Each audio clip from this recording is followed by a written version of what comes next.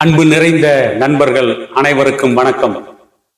எகிப்து நாட்டின் மன்னன் மகள், எல்லையில்லா பேரழகி, எழிலே உருவான ஒரு அப்சரஸை போன்ற ஒரு அழகிய பெண் கிளியோபாட்ரா. கிளியோபாட்ராவை பற்றி சுருக்கமாக சொல்ல வேண்டும் என்றால், அவளுடைய வேல்விழி வீச்சுக்கு முன்னால் வால் வீச்சுக்கள் வலிமை இழந்தன. அவளுடைய மயக்கும் பார்வைக்கு மகுடங்கள் மண்டியிட்டன. அவளுடைய நெளியும் இடை வளைவில் சாம்ராஜ்யங்கள் சரிந்தன. அப்படிப்பட்ட அற்புதமான பேரழகியாக வலம் வந்தால் எகிப்து நாட்டின் பேரழகி கிளியோபாட்ரா. அதே சமகாலத்தில் ரோமாபுரியை கட்டி ஆண்டவன் மாவீரன் ஜூலியஸ் சீசர். ஜூலியஸ் சீசருக்கு ஏற்கனவே திருமணமாகி ஒரு மகன் சிசரோ என்பவன் இருக்கின்ற பொழுது கிளியோபாட்ராவின் மீது காதல் கொண்டான். கிளியோபாட்ராவை தன்னுடைய மனைவியாக்கி கொண்டான்.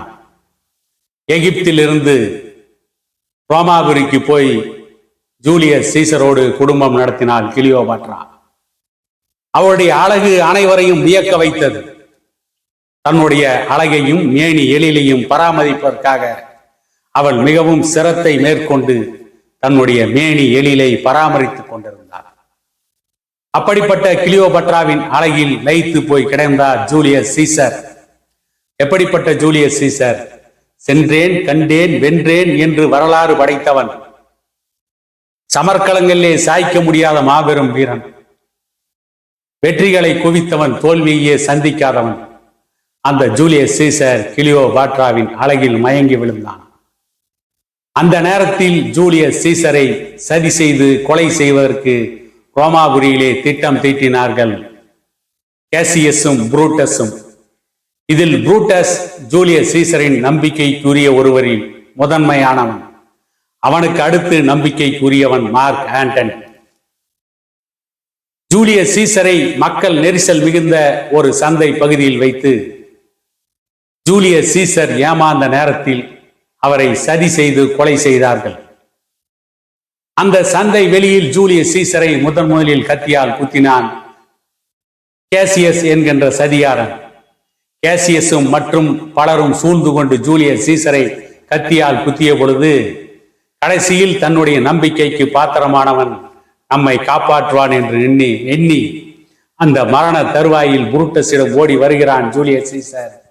கடைசியாக புரூட்டஸ் தன்னுடைய உடை வாளை எடுத்து ஜூலியஸ் சீசரை கத்தியால் குத்துகிறான்.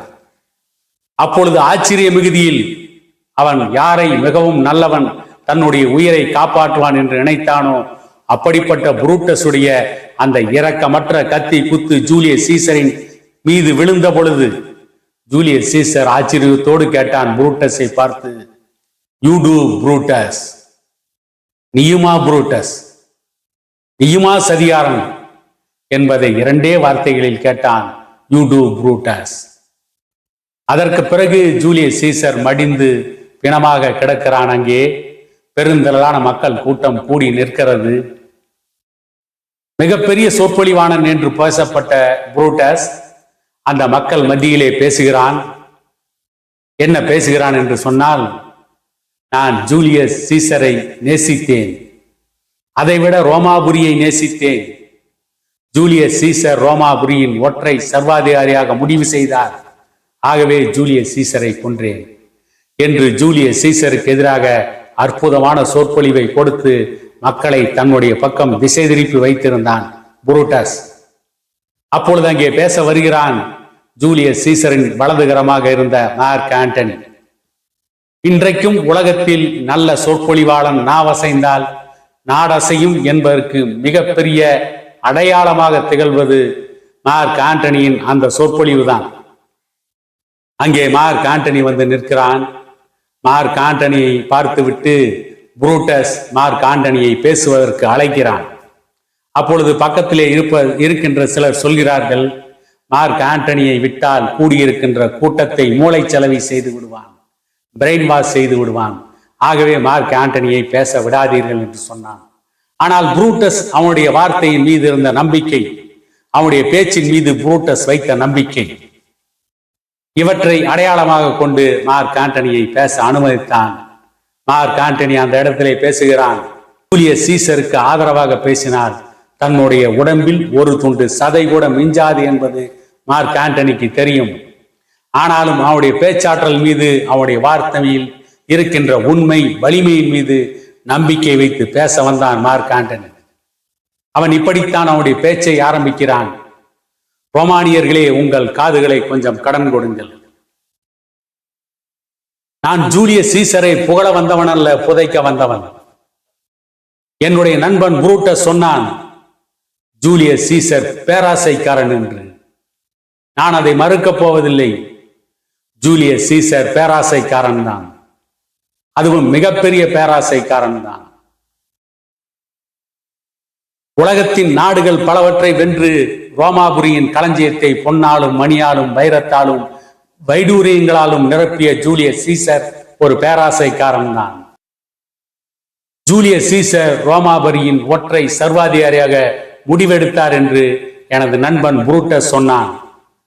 ஜூலியஸ் சீசர் ரோமாபுரியின் ஒற்றை சர்வாதிகாரியாக மாறுவதற்கு, முடிசூட்டிக் கொள்வதற்கு அவர் தயாராக இருந்தாரா இல்லையா என்பது எனக்கு தெரியும், ஆனால் நான் சொல்ல மாட்டேன் என்று சொன்னான். மார்க் ஆண்டனியின் பேச்சுக்கு படம் எடுத்து ஆடுகின்ற பாம்பின் மகுடிக்கு மயங்குவதைப் போல அந்த மக்கள் மயங்கி நின்றார்கள். ஆகவே மார்க் ஆண்டனி சொன்னவுடன் ஜூலியஸ் சீசர் ஒற்றை சர்வாதிகாரியாக முடிவெடுத்தாரா இல்லையா என்பது எனக்கு தெரியும், ஆனால் நான் சொல்ல மாட்டேன் என்று சொன்ன பொழுது கூடியிருந்த கூட்டத்தில் ஒருவன் சொன்னான், இல்லை நீ சொல் என்று கேட்ட பொழுது அங்கே இருந்த கூட்டம் அந்த ஒருவருடைய குரலை ஆதரித்து ஏகோபித்த குரலில் குரல் எழுப்பினார்கள்.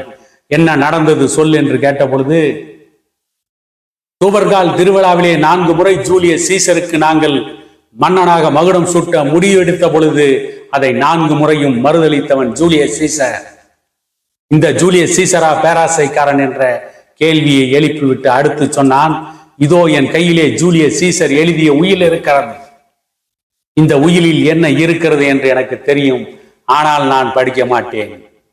இந்த உயிலே என்ன இருக்கிறது என்று எனக்கு தெரியும், ஆனால் நான் சொல்ல மாட்டேன் என்று மார்க் ஆண்டனி சொன்னதற்கு பிறகு கூட்டம் பெரும் குரல் எடுத்து கூவுகிறது, என்ன இருக்கிறது படித்து காட்டு என்று. அதிலே இருந்ததை படித்து காட்டினான். ஜூலியஸ் சீசர் பல நாடுகளை வெற்றி கொண்டு வந்த அங்கே இருக்கின்ற தங்கத்தில் ஒவ்வொரு குடும்பத்திற்கும் 40 தாலந்து பொன்னை தானமாக எழுதி வைத்திருந்தான். டைபர் நதிக்கு அப்பால் இருக்கின்ற வனங்கள், இன்னும் ஜூலியஸ் சீசர் கொண்டு வந்து சேர்த்த அத்தனை பொருட்களும் நாட்டு மக்களுக்கு சொந்தம் என்று ஜூலியஸ் சீசர் உயில் எழுதி வைத்திருந்தான். அதற்கு பிறகுதான் மிகப்பெரிய கலவரம் மூண்டது. மார்க் ஆண்டனியின் படையும் புரூட்டஸ் மற்றும் கேசியஸனுடைய படையும் மோதிக்கொண்டார்கள்.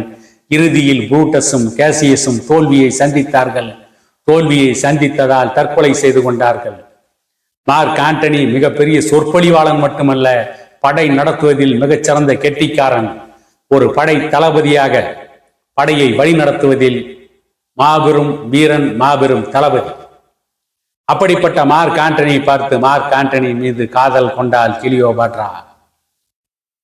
தன்னுடைய பேச்சாற்றலால், தன்னுடைய படை நடத்தும் வலிமையால் வீழ்ந்து கொண்டிருந்த ரோமாபுரியின் சரித்திரத்தை தூக்கி நிறுத்திய மார்க் ஆண்டனி கிளியோபாட்ராவின் அழகில் மயங்கி அவரை ஆராதித்தான். அவள் பின்னால் எகிப்து தேசத்திற்கே சென்றான். அங்கே ஒரு மந்தகாச வாழ்க்கை நடத்தி கொண்டிருந்தான். கிளியோபாட்ராவுடன் அவனுக்கு ஊடல் இல்லாமல் கூடல் தொடர்ந்து கொண்டே இருந்தது. அவருடைய அழகு அந்த அளவுக்கு மார்க் ஆண்டனியை கட்டி போட்டது. ஒரு அற்புதமான சொற்பொழிவாளன், ஒரு படை தளபதி, ஒரு நாட்டின் சரித்திரத்தையே மாற்றி அமைக்கக்கூடிய வல்லமை படைத்தவன், போர்க்களத்தை தீர்மானிப்பதிலே கெட்டிக்காரன் கிளியோபாட்ராவின் போக களத்திலே வீழ்ந்து கிடந்தான். அப்பொழுதுதான் போர் மூண்டது. கப்பல் படை போர் டைபர் நதியிலே நடந்து கொண்டிருக்கிறது, எகிப்து நாட்டிற்கும் ரோமாபுரிக்கும். அந்த கப்பல் படை போரை மறந்தான் மார்க் ஆண்டனி. போர்க்களத்திலே நின்று, கப்பல் படை போர்க்களத்திலே நின்று கொண்டு 1000 சிங்கங்களாய் கர்ச்சிக்க வேண்டியவன், படை வீரர்களுக்கு உற்சாகமூட்டுகின்ற உணர்ச்சிகரமான சொற்பொழிவை வழங்க வேண்டியவன், அந்த கப்பல் படைக்கு அற்புதமான உத்தரவுகளை பிறப்பித்து அந்த உத்தரவுகளை செயல்படுத்தி அதன் மூலம் வெற்றியை ஈட்டுகின்ற மகா கெட்டிக்காரன். போர்க்களத்திலே நின்று கொண்டிருந்த அந்த கப்பல் படைக்கும் அந்த கப்பல் மாலுமிகளுக்கும் உத்தரவுகளை பிறப்பிக்க தவறினான். போர்க்களத்திலே, அந்த கப்பல் படையின் போர்க்களத்திலே மேல் தளத்தில் போர் நடந்து கொண்டிருக்கிறது. கப்பலின் கீழ்தளத்தில் கிளியோபட்ராவின் அழகிலே மயங்கி கிடந்தான் மார்க் ஆண்டனி. அந்த போர் முடிவுக்கு வந்தது. அந்த போரிலே தோற்றான் மார்க் ஆண்டனி. தோற்ற மார்க் ஆண்டனியின் கதையும் அதோடு முடிந்தது. கிளியோபாட்ராவின் கதையும் முடிந்தது. அந்த நேரத்தில் கூட கடைசியில் சொல்கிறான், இறக்கும் தருவாயில் கிளியோபாட்ராவை அணைத்துக் கொண்டு சொல்கிறான், Rome melt in Tiber, this is my space, this is my world. ரோமாபுரியை டைபர் நதியில் கரைந்தது போகட்டும், நீதான் எனது வானம், நீதான் எனது வையகம் என்று கிளியோபாட்ராவின் அழகிலே மயங்கி கடைசியில் மாண்டு போனான் மார்க் ஆண்டனி. பெரும் சொற்பொழிவாளன், உலகத்திலேயே சொற்பொழிவுக்கு இலக்கணமாக திகழ்ந்தவன், கூடியிருந்த மக்களை உணர்ச்சி பெருக்கில் ஆழ்த்தியவன், அந்த மக்களை மதி மயக்குகின்ற சொற்பொழிவுகளை பலமுறை கொடுத்தவன், கப்பல் படையை வழிநடத்துவதில் கைதேர்ந்தவன். அவன் போர்க்களத்தை மறந்து கிளியோபட்ராவின் போக களத்திலே வீழ்ந்தான். என்றைக்கு கிளியோபட்ராவின் அழகிலே ஜூலியஸ் சீசர் மயங்கினாரோ அன்றைக்கே சமர்க்களங்களிலே சாய்க்க முடியாத ஜூலியஸ் சீசரை சதிக்களத்திலே சாய்த்தார்கள்.